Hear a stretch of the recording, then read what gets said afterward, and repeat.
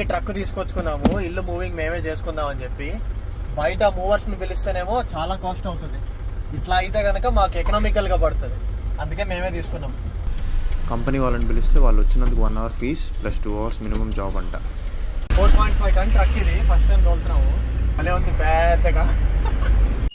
Truck పట్టే place లేకుండా reverse చేయడం చాలా కష్టమైంది.